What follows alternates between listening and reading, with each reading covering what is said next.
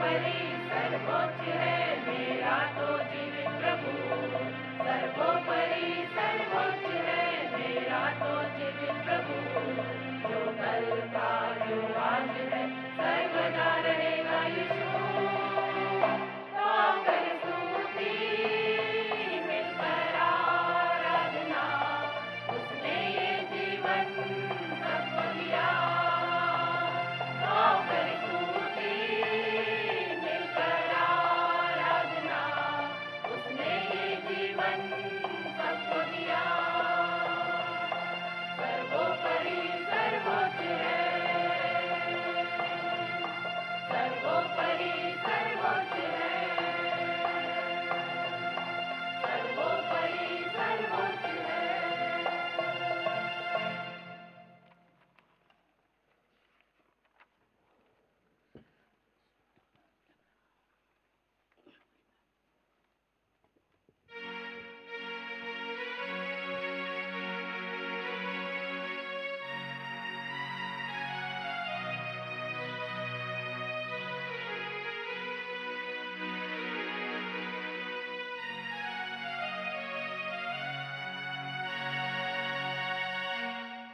उनको जाले आओ, वे भी मेरे हैं। मेरे प्रेम के आश्रय से मैं क्यों अभी भी तो शांति और आराम तब वे पाएंगे। मेरे प्रेम के आश्रय से मैं क्यों अभी भी दूर। उनको जाले आओ, वे भी मेरे हैं। मेरे प्रेम के आश्रय से मैं क्यों अभी भी दूर। शांति और आराम तब वे पाएंगे। मेरे प्रेम के आश्रय से मैं क्यों अभी भी दूर। दोष की भावना से मुक्ति उनको जाले आओ। मन की शुद्धता यहाँ है, उनको जाले आओ। मेरे प्यार से जीवन जल के उनको जाले आओ। क्रूस की छाया में जगह है, उनको जाले आओ। उनको जाले आओ, वे भी मेरे हैं। मेरे प्रेम के आश्रय से वे क्यों अभी भी दूर। शांति और आराम तब वे पाएंगे। मेरे प्रेम के आश्रय से वे क्यों अभी भी दूर। हम न चाहते धर्म को बदलना, है हमारा नारा केवल मन का बदलना। क्रूस पर यीशु ने राह दिखाई है, जीवन के वरदान को लेने उनको जाले आओ। हम न चाहते धर्म को बदलना, है हमारा नारा केवल मन का बदलना। क्रूस पर यीशु ने राह दिखाई है, जीवन के वरदान को लेने उनको जाले आओ। दोष की भावना से मुक्ति उनको जाले आओ। मन की शुद्धता यहाँ है, उनको जाले आओ। मेरे प्यार से जीवन जल के उनको जाले आओ। क्रूस की छाया में जगह है, उनको जाले आओ। उनको जाले आओ, वे भी मेरे हैं। मेरे प्रेम के आश्रय से वे क्यों अभी भी दूर। शांति और आराम तब वे पाएंगे। मेरे प्रेम के आश्रय से वे क्यों अभी भी दूर। देखना चाहते तुम क्या परमेश्वर को, देख लो यीशु को और उसके पास अभी आ जाओ। तुमको वो कभी ना निकालेगा, जीवन के वरदान को लेने उनको जाले आओ। देखना चाहते तुम क्या परमेश्वर को, देख लो यीशु को और उसके पास अभी आ जाओ। तुमको वो कभी ना निकालेगा, जीवन के वरदान को लेने उनको जाले आओ। दोष की भावना से मुक्ति उनको जाले आओ। मन की शुद्धता यहाँ है, उनको जाले आओ। मेरे प्यार से जीवन जल के उनको जाले आओ। क्रूस की छाया में जगह है, उनको जाले आओ। उनको जाले आओ, वे भी मेरे हैं। मेरे प्रेम के आश्रय से वे क्यों अभी भी दूर। शांति और आराम तब वे पाएंगे। मेरे प्रेम के आश्रय से वे क्यों अभी भी दूर। है दिया गया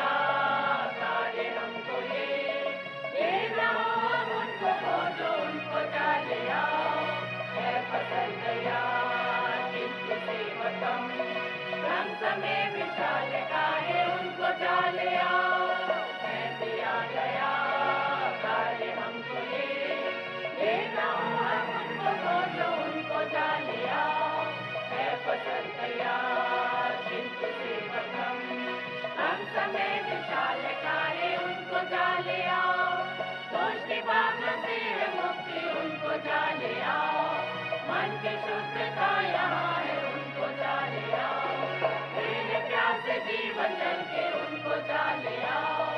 उसकी छाया में जगा है, उनको चाले आओ, उनको चाले आओ। वे भी मेरे हैं, मेरे प्रेम के आश्रय से मैं क्यों अभी भी दूर। शांति और आराम सब पाएंगे, मेरे प्रेम के आश्रय से मैं क्यों अभी भी दूर। मेरे प्रेम के आश्रय से मैं क्यों अभी भी दूर। मेरे प्रेम के आश्रय से मैं क्यों अभी भी दूर।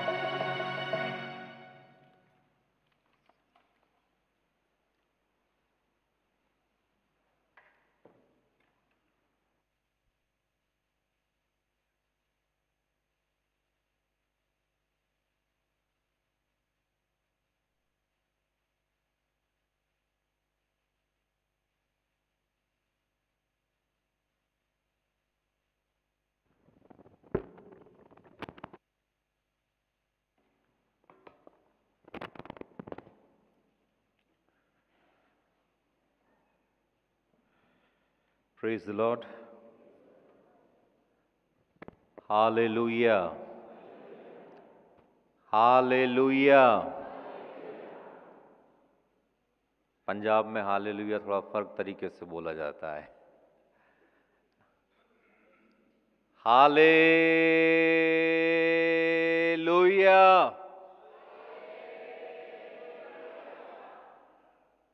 प्रार्थना करें। महान परमेश्वर, आप राजाओं के राजा हैं, प्रभुओं के प्रभु हैं। आज की शाम आपके अपने लोग आपके इस पवित्र भवन में हैं खुदावन। आपकी तारीफ करने के लिए, आपकी हम्द व सिताइश करने के लिए, आपके नाम को ऊंचा उठाने के लिए। और खुदावन हम सब ये चाहत रखते हैं, हमारी आंखें आपकी ओर लगी हुई है कि खुदावन आप अपने स्वर्गिक भंडारों से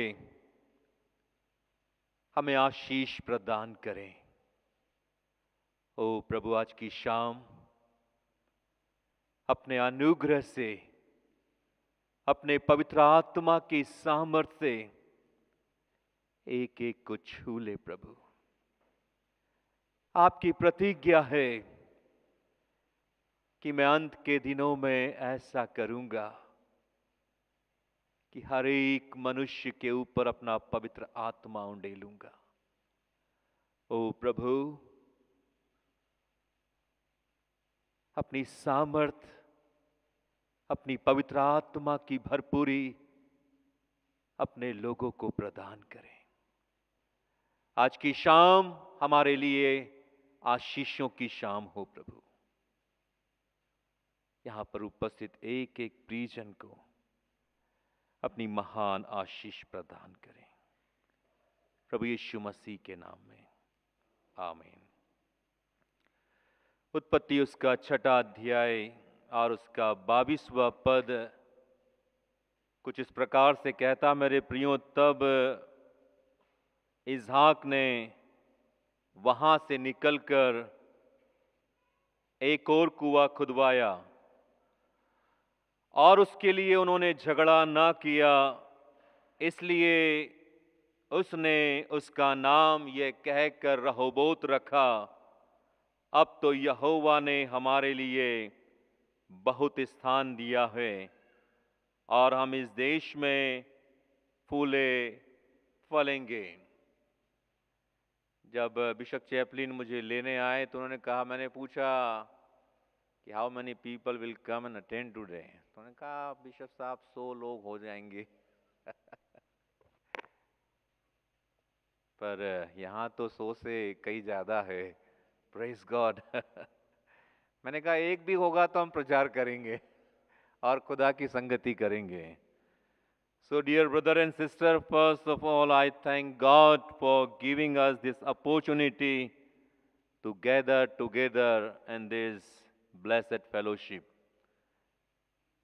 I would like to express my heartfelt gratitude to the Bishop of Delhi Diocese, dear Bishop Paul Swarup, for kindly inviting me with such honor and respect to serve as a main speaker in this revival meeting.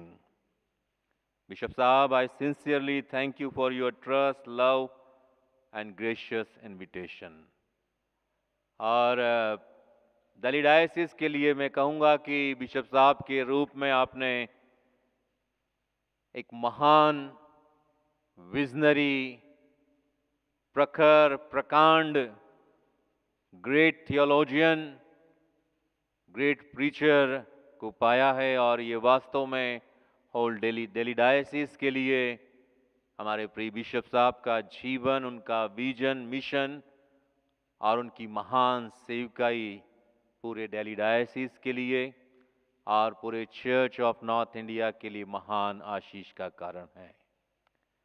और first time I heard him जब हम लोग Lambeth conference में गए थे कैनबरी, bishop साहब वहाँ पर थे और फर्स्ट टाइम मैंने आपको सुना सर. और जब भी मैं आपके प्रचार को सुनता हूँ मैं वास्तव में अपने जीवन में बहुत ही आशीषित महसूस करता हूँ. मैं यहाँ के सभी आदरणीय पासवान, पूरी कमेटी का भी धन्यवाद करता हूँ जिन्होंने इस सभा को आयोजित करने में अपना नेतृत्व और सहयोग प्रदान किया. साथ ही उन सभी प्रिय भाइयों बहनों को भी धन्यवाद जिन्होंने इस मीटिंग के लिए इतने सुंदर और व्यवस्थित इंतज़ाम किए. आपकी मेहनत, समर्पण और सेवा वास्तव में सराहनीय है और प्रभु आप सभी को आपकी सेवकाई के लिए बहुतायत से आशीष प्रदान करें. और जो स्वागत और सम्मान आपने दिया है, सारा आदर महिमा उस खुदा प्रभु यीशु मसीह को मिले. और जो भी तारीफ बिशप साहब ने की है मैं उस काबिल तो नहीं हूँ, लेकिन आप वर्षों की मेहनत से, वर्षों के परिश्रम से मैंने अपनी बॉडी को ट्यून किया है कि मैं फास्टिंग और प्रेयर कर सकूं. और सीनेट के पहले, सीनेट के समय मैंने 21 डेज वाटर फास्टिंग किया था. वो अभी तक का मेरा हाईएस्ट डेज है. और मैं दुआ कर रहा हूँ खुदा से कि आने वाले समय में खुदा अनुग्रह करें और 40 डेज तक मैं इसको लेकर जाऊं. और यहाँ से मुझे संबलपुर डायसिस में जो हमारा सीनेट का प्रेयर फेस्टिवल होने जा रहा है वहाँ पर भी खुदा के वचन को प्रचार करना है. और इसलिए मैं कल से यस्टरडे से 7 डेज वाटर फास्टिंग पर हूँ. Water fasting means water fasting, सिर्फ hot water, black coffee without sugar और बॉडी के कुछ केमिकल्स को सेट करने के लिए. क्योंकि मैंने कहा मैंने वर्षों लगाया है, स्टडी की है, साइंटिफिक स्टडी की है फास्टिंग पे. सो दिन में एक बार सॉल्टेड लेमन वाटर, ताकि सोडियम और जो केमिकल है वो बैलेंस रहे. तो ये खुदा का अनुग्रह है. सबको मैं एडवाइस नहीं करता हूँ कि आप इतनी कठिन फास्टिंग करें, क्योंकि ये एक दिन में संभव नहीं है. और ये फास्टिंग इसीलिए है कि खुदा इन दिनों में होकर अपने लोगों से बात करें. और आज की शाम इस संदेश को आरंभ करने से पहले आप सबसे एक प्रश्न पूछना चाहता हूं कि अगर आज रात परमेश्वर आपके जीवन का केवल एक बंद दरवाजा खोलने के लिए कहें, तो आपकी जिंदगी का वो कौन सा बंद दरवाजा है जिसके लिए आप परमेश्वर से प्रार्थना करेंगे कि वो आपके लिए खोले.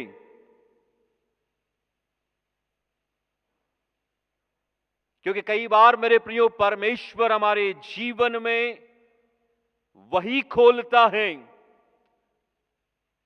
जिसकी हम कभी कल्पना नहीं करते हैं, जो हमें असंभव लगता है। I can feel God's presence, और मैं महसूस कर सकता हूं कि बहुत सारे लोग हैं जिनके चेहरे पे बाहर से हंसी है, खुशी है, लेकिन अंदर वो एक थकावट को, एक टूटेपन को, निराशा को, हताशा को, आशीषों से रहित जीवन को महसूस कर रहे हैं। और आज का जो बाइबल का पैसेज है वो मेरे और आपके लिए ग्रेट ग्रेट एनकरेजमेंट और ब्लेसिंग है कि परमेश्वर हमारी जिंदगी के हर एक सूखे कुएं के अंदर पानी भरना चाहता है। परमेश्वर कभी कभी हमें वही आशीष देता है, उस स्थान पर आशीष देता है जहां पर हम सबसे ज्यादा टूटा हुआ, बिखरा हुआ, हताश, निराश महसूस करते हैं। और जेनेसिस 26 का यह पैसेज मेरे और आपके लिए ग्रेट ब्लेसिंग है, जहां परमेश्वर का वचन कहता है कि खुदा ने इसहाक को अकाल में 100 गुना आशीष दी है। कभी कभी लोग मुझसे पूछते हैं कि बिशप साहब, क्या सच में परमेश्वर हमारी सूखी जिंदगी को बदल सकता है? और मेरा हमेशा उनसे एक ही उत्तर होता है, क्योंकि परमेश्वर की सबसे बड़ी आदत यही है कि वह सूखी जिंदगियों को नया बना दे। और आज मैं पूरे विश्वास के साथ यहां पर खड़े होकर इस ऑल्टर पर यह कह सकता हूं कि इस सभा में बहुत सारे लोग हैं जिनके जिंदगी आज की शाम खुदा की आशीषों से भरने जा रही है। हालेलुया, आमीन। क्योंकि जब परमेश्वर बंद कुओं को खोलता है तो वहां से सिर्फ पानी नहीं निकलता है, लेकिन जिंदगी की नई शुरुआत होती है।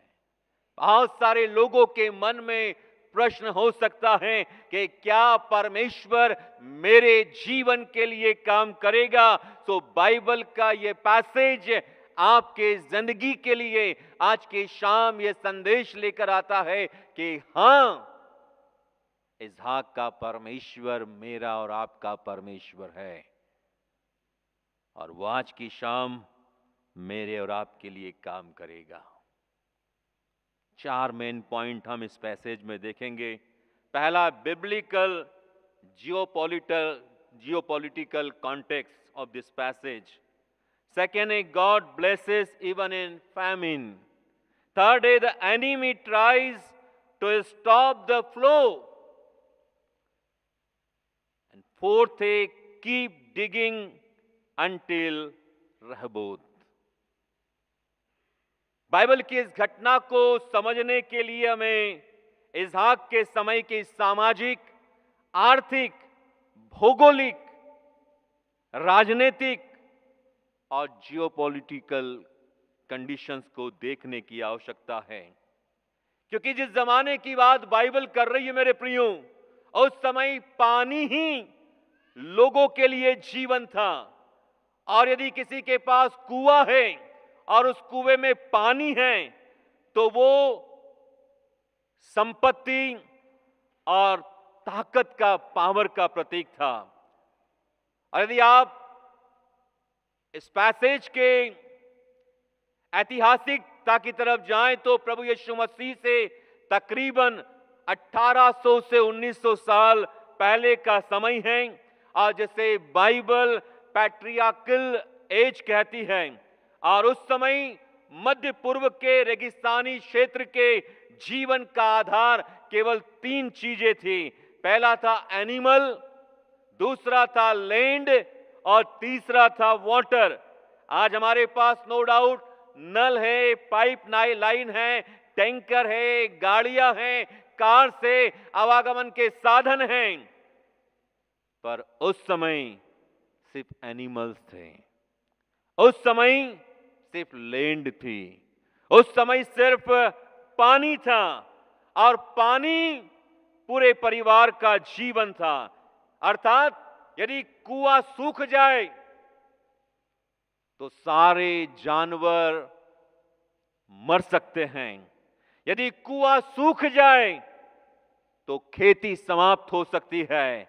यदि कुआं सूख जाए तो परिवार के ऊपर सर्वाइवल का संकट आ सकता है। और इसलिए मेरे प्रियो, कुआं केवल पानी का स्रोत नहीं था, लेकिन वो जीवन, अर्थव्यवस्था और आने वाले सुखद भविष्य का प्रतीक था।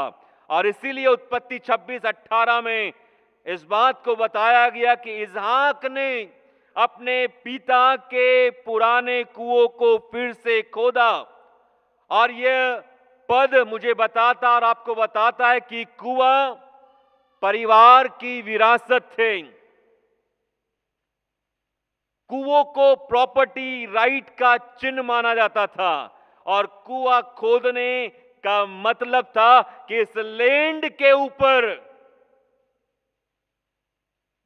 कुएं को खोदने वाले का अधिकार है।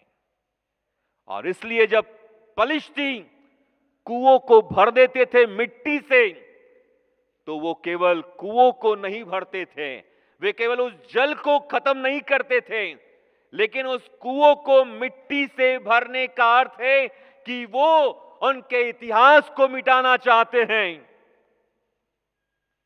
उनकी आने वाली जनरेशंस को खत्म करना चाहते हैं, उनके वर्तमान को खत्म करना चाहते हैं, वो उनकी वाचा को मिटाना चाहते हैं, वे परमेश्वर की आशीषों को रोकना चाहते हैं।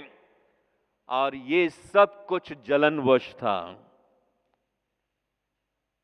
और इसलिए मेरे प्रियो, जब कुआं मिल जाता वह परिवार की जीवन रेखा बन जाता है। और इसलिए उत्पत्ति 26:20 में बाइबल कहती है कि चरवाहों के बीच में झगड़ा होता है, क्योंकि पानी का अर्थ उस जमाने में जीवन और मौत था। और उत्पत्ति 26 की कहानी हमारे जीवन में मेरे प्रियो एक गहरे आध्यात्मिक सत्य को लेकर आती है कि कुएं केवल भौतिक नहीं थे, लेकिन वे आध्यात्मिक जीवन का प्रतीक थे। और बाइबल में पानी को अक्सर परमेश्वर की प्रेजेंस का प्रतीक माना गया है। यशाया 44:3 में लिखा है, परमेश्वर प्रॉमिस करते हैं कि मैं प्यासे पर जल उंडेलूंगा। जरमाया 2:13 में परमेश्वर का वचन कहता है कि उन्होंने जीवते जल के सोते को छोड़ दिया और अपने लिए होद बना लिए। यूहन्ना 7:38 में परमेश्वर का वचन कहता है कि जो मुझ पर विश्वास करेगा उसके भीतर से जीवन का जल बह निकलेगा।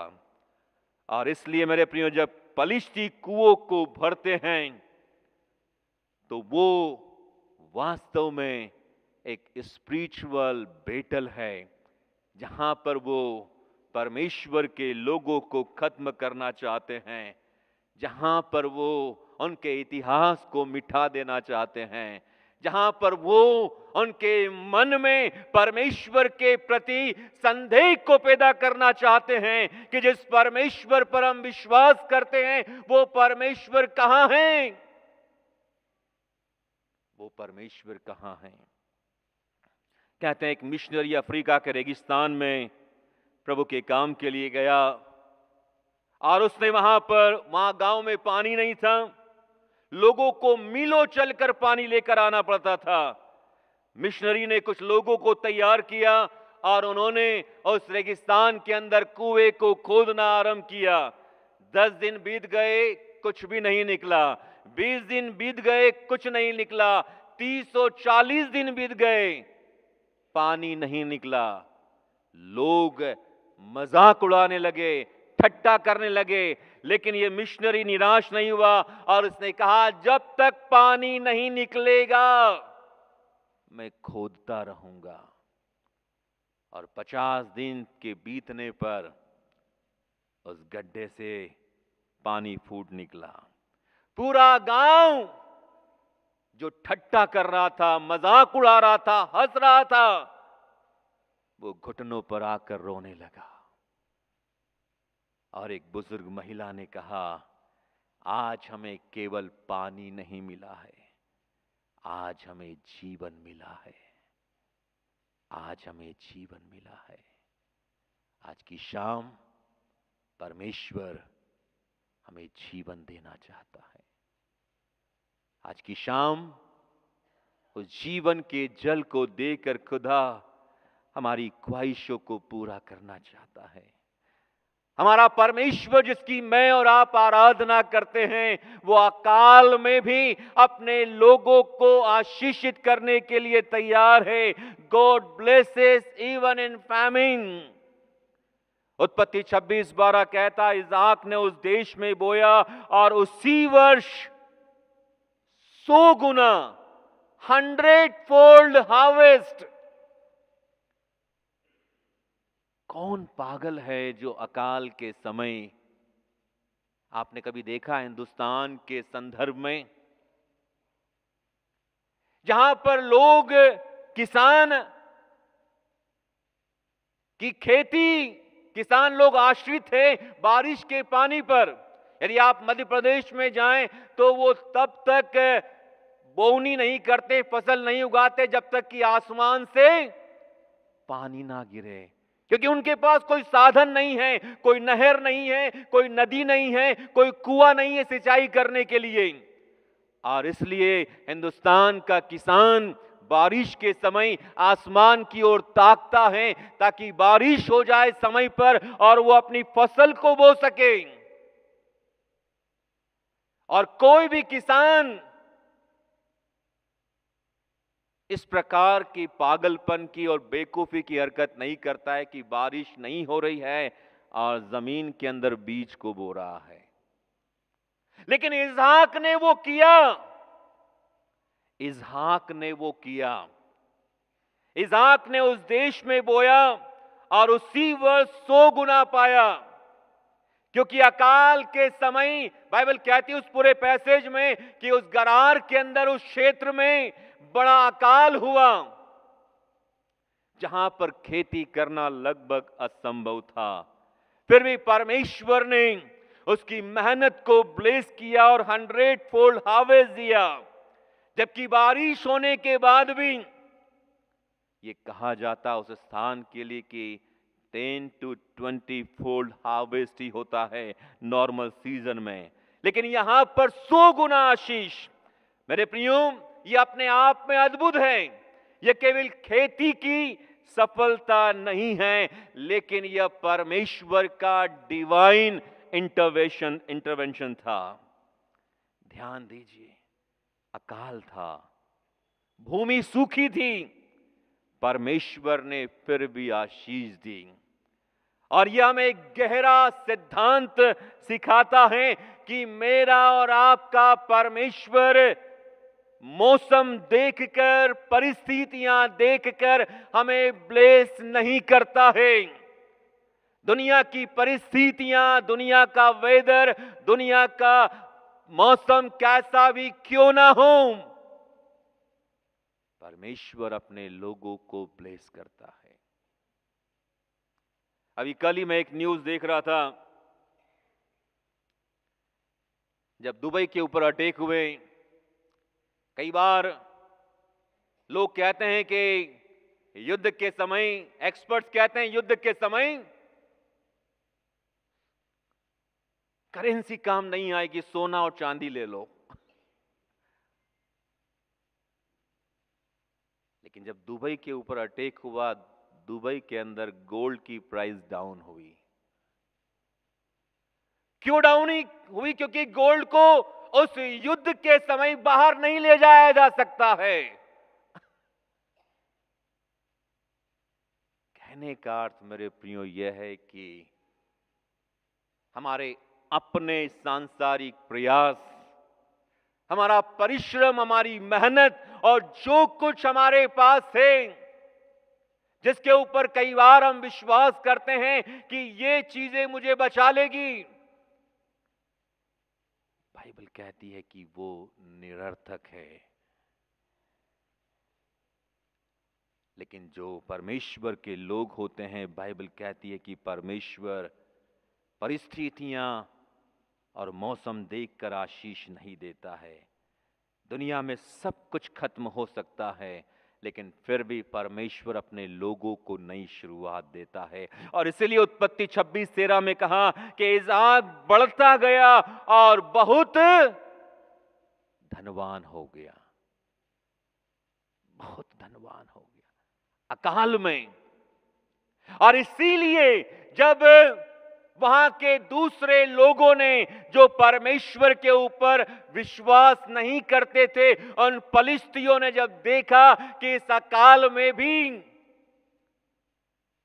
इसे 100 गुना फसल हो रही है, इसकी इस अकाल में भी ये धनी हो रहा है, बाइबल कहती है कि फलिस्ती उससे डहा करने लगे, उससे जलन करने लगे। और मेरे प्रियो, आपके जीवन की आशीषें कई बार बहुत सारे लोगों की जिंदगियों में जलन का कारण होती है। ये मानवीय स्वभाव है। और इसीलिए वो आपकी आशीषों को मिटाना चाहते हैं। The enemy tries to stop the flow. Genesis 26:15 कहता है, फलिस्तियों ने अब्राहम के दिनों के सभी कुओं को मिट्टी से भर दिया। उसके पिता ने जितने कुएं खुदवाए थे, जलन के मारे, जलनवश, कि इसका परिवार, इसका अस्तित्व, इसकी ब्लेसिंग खत्म हो जाए, उन्होंने एक उपाय किया कि जितने कुएं इसके पिता ने खुदवाए हैं, सब के ऊपर मिट्टी डाल दी जाए। और कुएं को बंद करना एक पॉलिटिकल उनकी रणनीति थी, क्योंकि वे जानते थे कि यदि पानी बंद हो जाएगा तो इसहाक और उसके परिवार का जीवन बंद हो जाएगा। और मेरे प्रियो, आज भी शैतान हमारी जिंदगियों के उन तमाम कुओं को बंद करना चाहता है जहां से परमेश्वर की आशीषें फ्लो होती है। और वो कुएं आपकी जिंदगी के अंदर प्रार्थना का कुआं हो सकता है।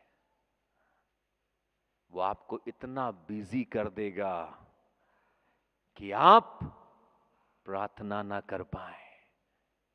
यदि आप प्रार्थना नहीं कर रहे हैं, इसका अर्थ है कि शैतान ने उस प्रार्थना के कुएं में, जहां से आपकी जिंदगी के लिए आशीषें आ रही है, मिट्टी डालने का काम कर दिया है। और जब आप प्रार्थना नहीं करते हैं, आपका विश्वास कमजोर होता है और शैतान आपके विश्वास के कुएं के अंदर मिट्टी डालता है। और जब आपका विश्वास कमजोर होता है, आपकी आशा भी परमेश्वर के प्रति कमजोर हो जाती है। इसका अर्थ है कि उसने आपके आशा के उन कुओं के ऊपर भी मिट्टी डालने का काम प्रारंभ कर दिया है। और वो तमाम स्थान जहां से आपको और आपके परिवार को ब्लेसिंग्स आना है, शैतान उन तमाम स्थानों के ऊपर मिट्टी डालना चाहता है। और इसलिए बहुत सारे लोग ये अंगीकार कर सकते हैं अपने जीवन में, इस भागती और दौड़ती और इस व्यस्त जीवन में, कि हां, मैं पहले बहुत प्रार्थना करता था, लेकिन अब प्रार्थना करने का मन नहीं होता। एक बार पैशन वीक की आराधना में मैं एक चर्च में मुख्य वक्ता होकर गया। जब मैं प्रीस्ट था, एक पास्टर ने अंगीकार किया कि मैं पास्टरल मिनिस्ट्री कर रहा हूं, लेकिन मैं प्रार्थना नहीं करता, मैं परमेश्वर के कलाम को नहीं पढ़ता, मैं अपनी चर्च मिनिस्ट्री को एज ए प्रोफेशन ट्रीट करता हूं। सैटरडे शाम को मैं एक कमेंट्री लेता हूं, सरमन वहां से लेता हूं और संडे को दे देता हूं। मेरा जीवन प्रार्थना से और खुदा की करीबी से बहुत दूर है। यह स्टेटमेंट एक पास्टर का है, मेन लाइन चर्च के प्रीस्ट का, और उसने अंगीकार किया रो रो कर खुदा के सामने कि प्रभु मुझे माफ कर। तो यदि एक पासवान की जिंदगी ऐसी हो सकती है, तो कलीसिया के बहुत सारे लोगों का जीवन ये हो सकता है कि हां, अब मेरा प्रार्थना में मन नहीं लगता, अब मैं पहले के समान चर्च जाने के लिए उत्साही नहीं हूं, अब मैं पहले के समान संदेश नहीं सुन पाता हूं, अब मैं पहले के समान बाइबल नहीं पढ़ता हूं, अब मेरा विश्वास पहले के समान नहीं रहा है। बहुत सारे लोगों की जिंदगी की यही गवाही है। और यदि आपका जीवन इस बात को कहता है, आपका मन, आपका कॉन्शियस आपसे बात करता है, इसका अर्थ है कि आपकी जिंदगी के ऊपर शैतानी अटैक है और शैतान आपके जीवन के उन तमाम कुओं के ऊपर मिट्टी डालने का काम कर रहा है जहां से आशीषें बहती है खुदा की। लेकिन इसहाक की आशीष का जो रहस्य था मेरे प्रियो, keep digging until Rehoboth. Bible कहती है कि वो अपने शत्रुओं से लड़ता नहीं है। प्रभु यीशु मसीह कहते हैं बदला ना लेना। वो लड़ सकता है, उसके पास लोग हैं, उसके पास पावर है, उसके पास धन और संपत्ति है, वो फलिस्तियों से लड़ सकता है। लेकिन बाइबल कहती वो लड़ने में अपना समय व्यस्त बेकार नहीं करता। कई बार हम भी अपनी जिंदगी का ज्यादातर समय लोगों से फाइट करने में, लोगों की जिंदगी के बारे में सोचने में लगा देते हैं। लेकिन इसहाक ने वो नहीं किया। उनके शत्रुओं ने उन कुओं को मिट्टी से भर दिया, कोई बात नहीं। उत्पत्ति 26 की सबसे अद्भुत बात, इसहाक अपने शत्रुओं से लड़ाई नहीं करता है। बाइबल कहती जब पहला कुआं वो खुदवाता है, जब सारे कुओं को भर दिया गया उसके पिता के, उसने झगड़ा नहीं किया। उसने अपने सेवकों से कहा नया कुआं खोदा जाए, और जैसे ही नया कुआं खोदते हैं पानी मिलता है, फलिस्ती आते हैं और झगड़ा करने लग जाते हैं।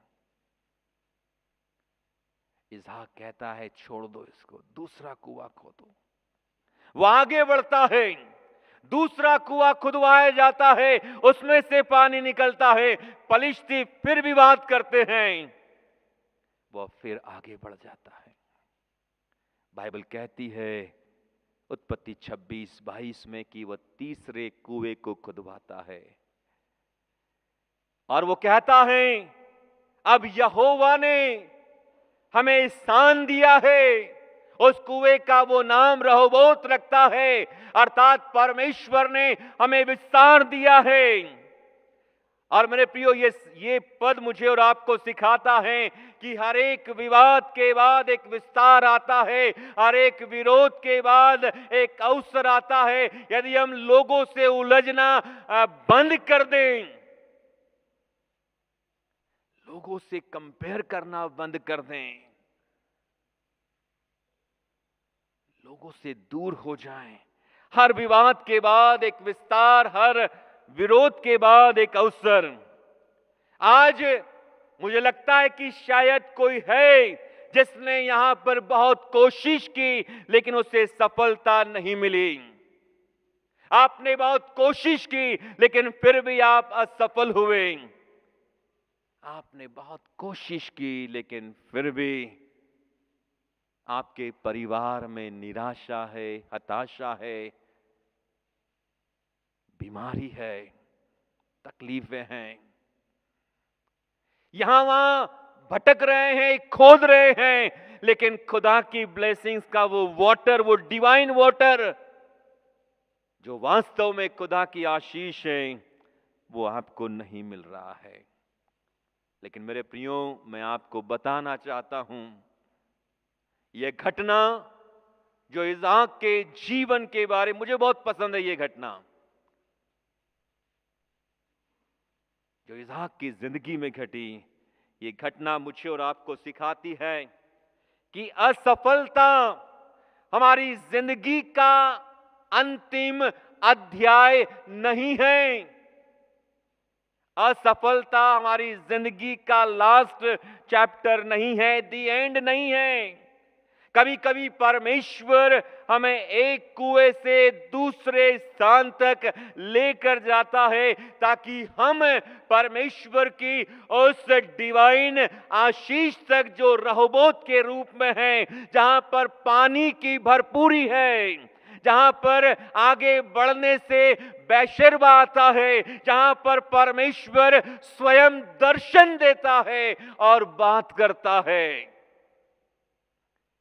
क्योंकि बाइबल कहती है भजन संहिता 107:35 में, वह जंगल को जल का तालाब बना देता है। परमेश्वर सूखे जीवन को भी नया बना सकता है।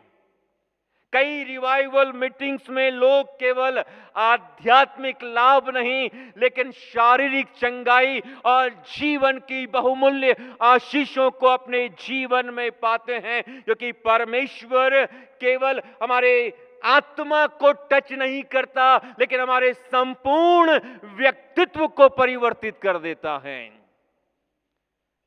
हमारी जिंदगी के हर एक एरियाज को वो आशीषित करता है।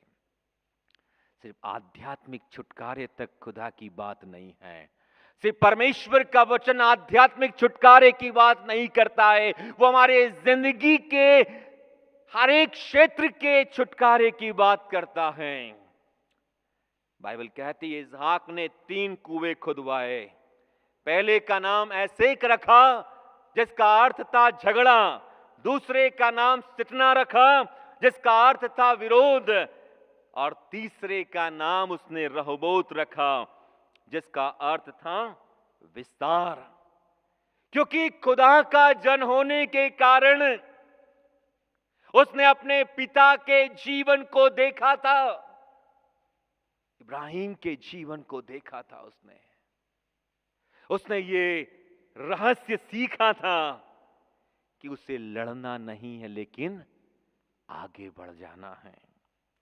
मेरे प्रियो, हर ऐसे के बाद, हर सितना के बाद परमेश्वर का रहबोत आता है, बैशर्बा आता है, जहां परमेश्वर इस बात को कहता है यशाया 54:2 के अनुसार कि अपने डेरों का स्थान चौड़ा कर, क्योंकि परमेश्वर तुझे महान आशीष देने जा रहा है।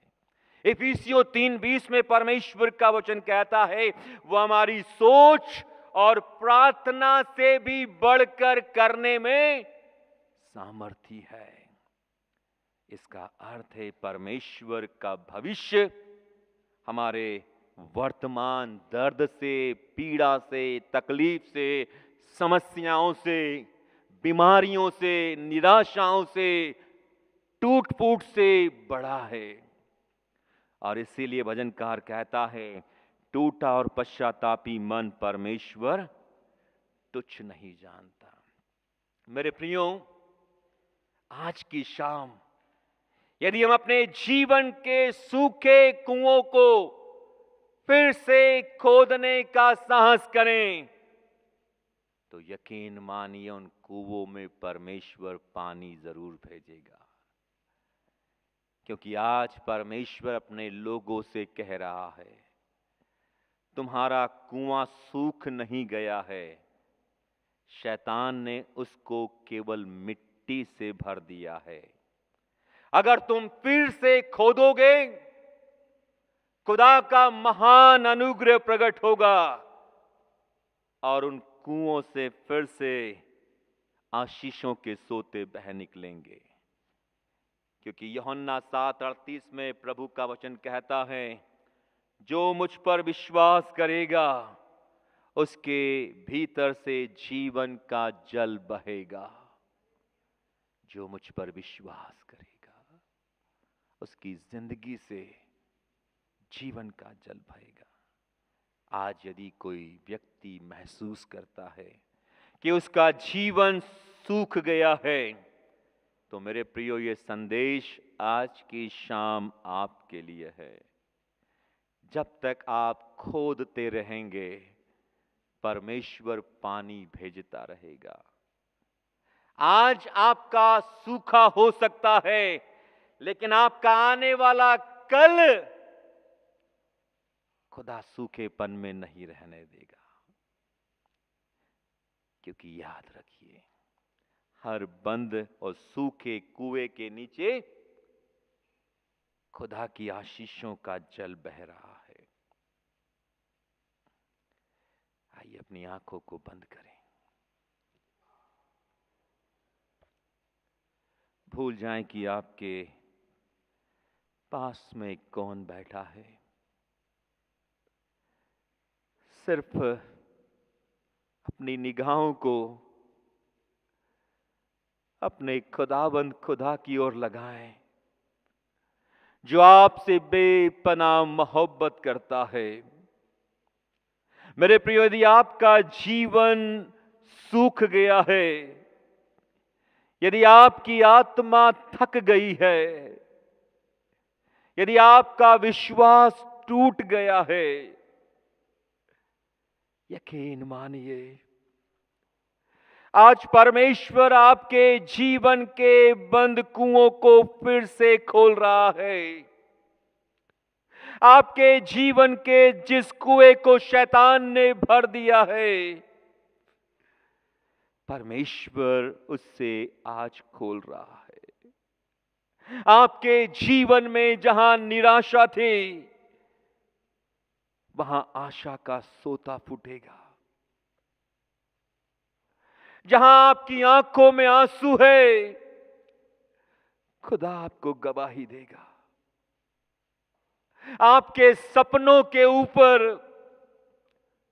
शैतान ने जिस मिट्टी को डाल दिया है, परमेश्वर उसे हटा रहा है। आपकी जिंदगी का पतझड़, सूखा मौसम, खुदा अपने अनुग्रह की बारिश से उस सूखेपन को खत्म कर रहा है। परमेश्वर आपकी जिंदगी को और आपके परिवार को अपनी शांति से, चंगाई से, अपनी आशा से भर रहा है। मेरे प्रियो, खुदा आज की शाम चाहता है कि आपकी जिंदगी का हर एक बंद दरवाजा, हर एक सूखा कुआं यीशु के नाम से फिर से खुल जाए। आज आपका परमेश्वर आपकी जिंदगी को उस स्थान पर जिसे रहोबोत कहते हैं, जहां पर आपके लिए भरपूरी है, जहां पर आपके बच्चों के भविष्य की भरपूरी है, जहां आपका भविष्य आपके अतीत से बड़ा होने वाला है, वहां लेकर जाना चाहता है। क्योंकि खुदा की प्रतिज्ञा है कि अकाल के बीच में भी परमेश्वर अपने लोगों को 100 गुना आशीषित करेगा। मेरे प्रियो, आज आपका दिन है, आज आपके विस्तार का दिन है। पुकारिए अपने परमेश्वर को, खुदा मेरी आंखें तेरी ओर लगी है और तेरा वायदा है कि जितनों ने तेरी ओर दृष्टि की उनका मुंह कभी काला नहीं हुआ। प्रभु ये लोग तेरे हैं। शैतान ने इनमें से बहुत सारे लोगों की जिंदगियों के उन कुओं को, जहां से इनके जीवन के लिए आशीषें बहना चाहिए थी, प्रभु मिट्टी से भर दिया है। हे जीवते जल के परमेश्वर, आज हम तेरे सामने हैं। कई दिल थके हुए हैं, कई आत्माएं सूखी हुई है, कई लोग ऐसे हैं जिन्हें लगता है कि उनका कुआं हमेशा के लिए बंद कर दिया गया है। लेकिन खुदा, आज की शाम हम तेरे वचन पर विश्वास करते हैं। प्रभु, इनके प्रार्थना के कुएं को ओपन कर दे, इनके विश्वास के कुएं को खोल दे। जहां निराशाओं ने जगह ली है, वहां आशा का जल बहने लगे। ओ खुदावन, जहां पर भी जीवन के जिस भी क्षेत्र में ये महसूस करते हैं कि सूखापन है, ड्राइनेस है, आशीषें नहीं है, ओ प्रभु अपने हाथ को बढ़ा, प्रभु अपनी चंगाई के हाथ को बढ़ा, प्रभु अपने अनुग्रह और अपनी आशीषों के हाथ को इनके जीवन की ओर बढ़ा। प्रभु, आज की शाम तेरे इस भवन से कोई जिंदगी खाली ना जाए। यीशु के नाम से, प्रभु यीशु मसीह के नाम से एक एक व्यक्ति आशीषित होकर यहां से अपने घर को जाए। प्रभु यीशु मसीह के नाम से हर एक अपनी निराशा को, असफलता को, अपनी बीमारी को, अपने संदेह को, अपने प्रार्थना से रहित जीवन को, कमजोर विश्वास को यहां छोड़कर जाए और तेरी आशीषें, तेरी आशीषों की भरपूरी को लेकर अपने घर पर जाए और तेरी गवाही दे कि आज खुदा ने मुझे अपनी आशीषों से तृप्त किया है, भरपूर किया है। मैं खुदा की गवाही दूंगा, मैं खुदा की गवाही दूंगी। ओ प्रभु, ये तेरे बेटे और बेटियां हैं, ये तेरे लोग हैं। हम कहां जाए प्रभु? अनंत जीवन की बातें तो सिर्फ तेरे पास है, हमारी आशीषें तो सिर्फ तेरे पास है खुदा। हो प्रभु, अपने लोगों पर दया कर, अपने लोगों पर अनुग्रह कर, अपने लोगों को विजय का जीवन दे, गवाही का जीवन दे। प्रभु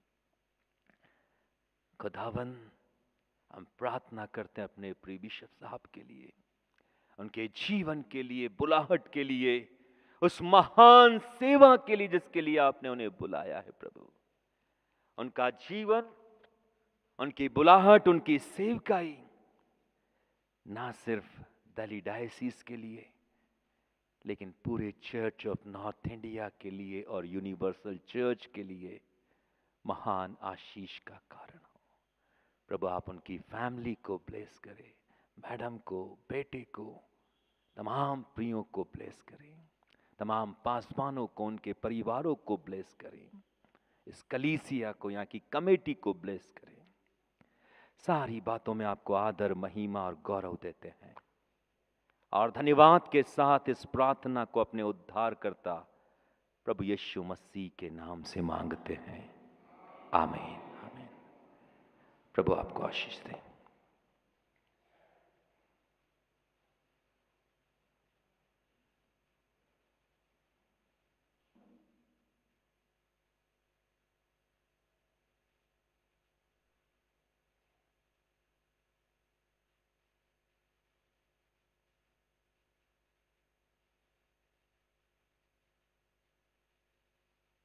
धन्यवाद करते हैं कि हमने इस सुंदर वचन को सुना।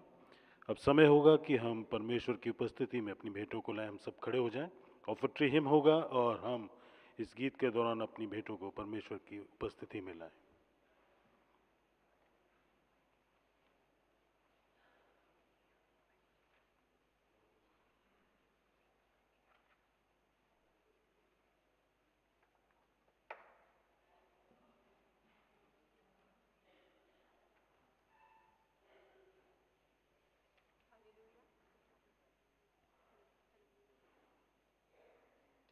Hello, hallelujah, hallelujah.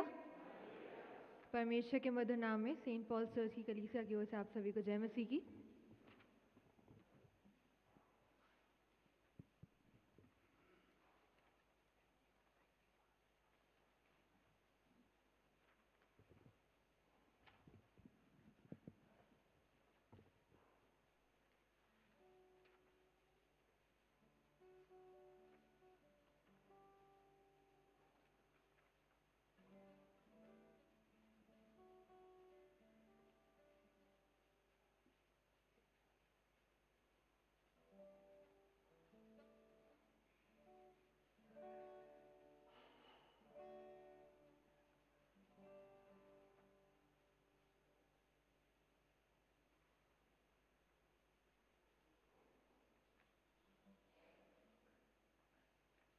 Check. Hello.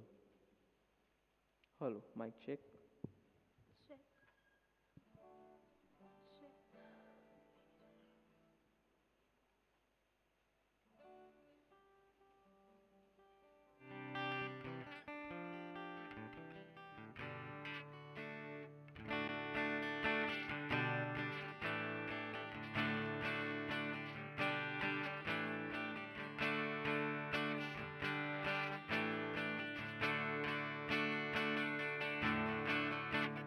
तेरे ही नाम से ये जहां, तेरे ही नाम से हूँ मैं खड़ा, तेरा ही नाम सबसे भला,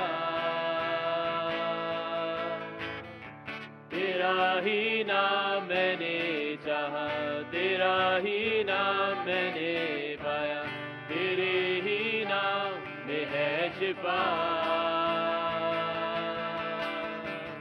तेरे ही नाम से जहां, तेरे ही नाम से हूँ मैं खड़ा, तेरा ही नाम सबसे भला,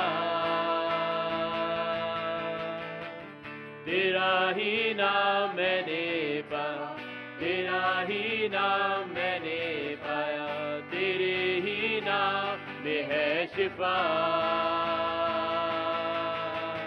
रहमत तेरी खुदा कैसे बयां मैं करूँगा, जब तक मुझ में है जान खिदमत तेरी मैं करूँगा। रहमत तेरी खुदा कैसे बयां मैं करूँगा, जब तक मुझ में है जान खिदमत तेरी मैं करूँगा।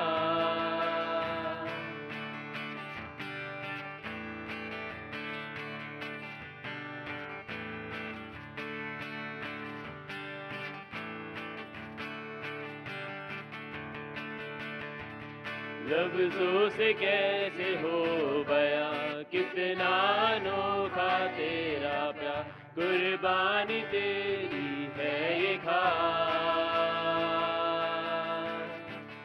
हर मुश्किल में तू देता सा, शर्मिंदगी को देता मार, मुझको है बस तुझसे ही यार।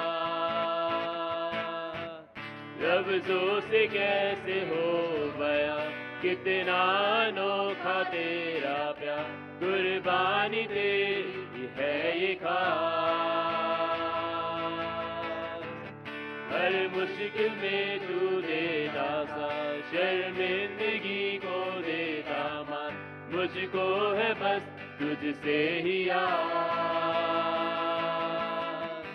रहमत तेरी खुदा कैसे बयां मैं करूँगा, जब तक मुझ में है जान खिदमत तेरी मैं करूँगा।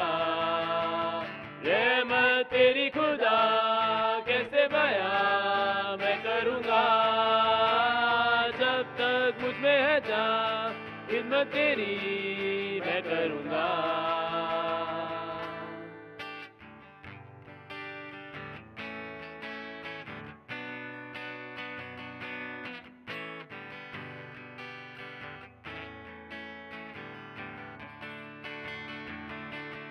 अब चाहे जो भी हो जाए ना लौटूंगा,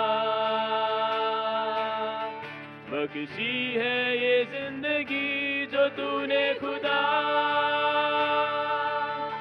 उम्मीद मेरा हौसला अब तुझसे जुड़ा, सरताज है मेरा खुदा मेरा यीशुआ। अब चाहे जो भी हो जाए ना लौटूंगा, बख्शी है ये जिंदगी जो तूने खुदा, हर उम्मीद मेरा हौसला अब तुझसे जुड़ा, सरताज है मेरा खुदा मेरा यीशुआ। रहमत तेरी खुदा कैसे बयां मैं करूँगा, जब तक मुझ में है जान, खिदमत तेरी मैं करूँगा। रहमत तेरी खुदा कैसे बयां मैं करूँगा, जब तक मुझ में है जान, खिदमत तेरी मैं करूँगा।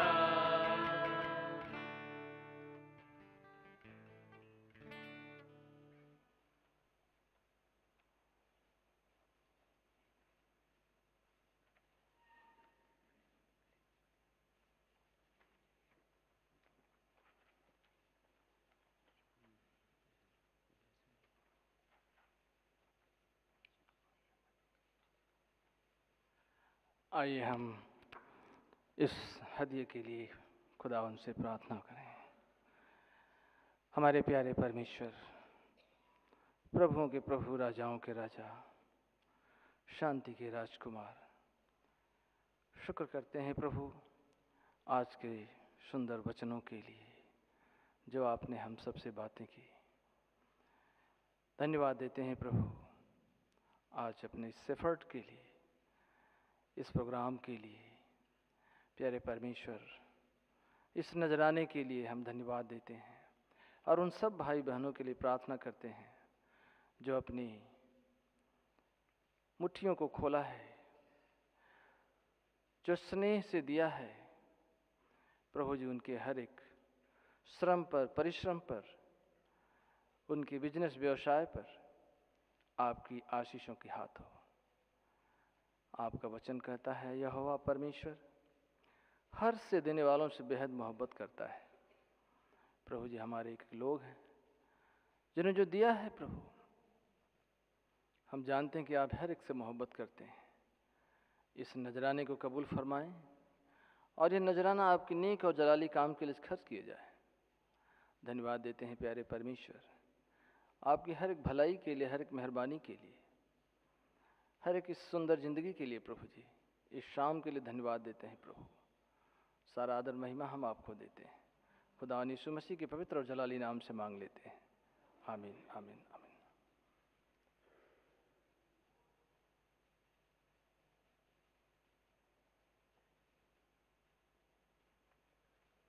Please be seated.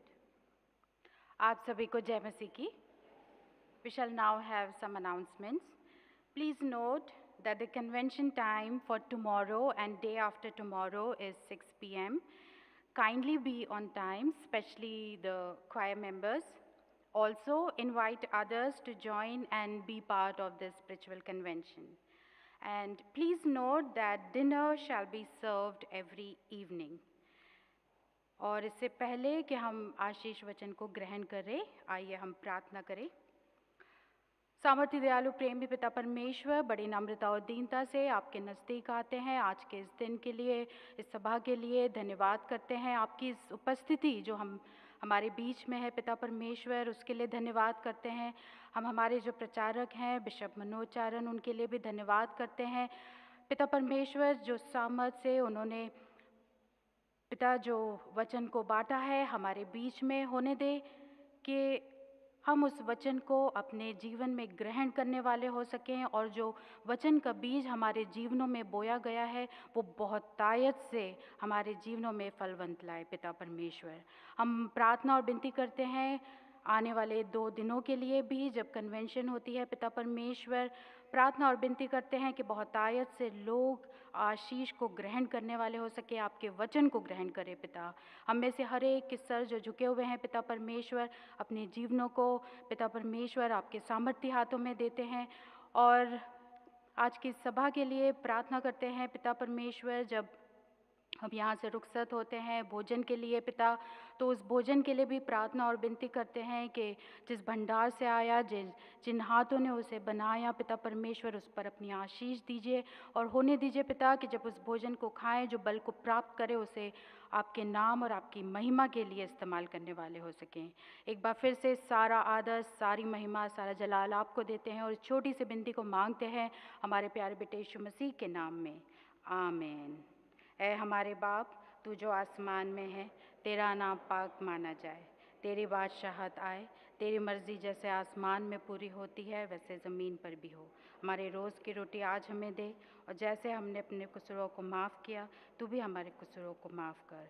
हमें आजमाइश में न पड़ने दे बल्कि बुराई से बचा, क्योंकि बादशाहत, कुदरत और जलाल सब तेरे हैं, आमीन। आशीष वचन के लिए हम सब खड़े हो जाएं। अब खुदावंद यीशु मसीह का फजल, खुदा बाप की मोहब्बत और पाक रूह की शराकत हम सब के साथ अब से लेकर हमेशा तक होती रहे। आमीन। सबके लिए खाना का इंतज़ाम किया गया है, आप ज़रूर रुक के खाना खा के जाइए। खुदा आप सबको आशीष दें। God bless you all.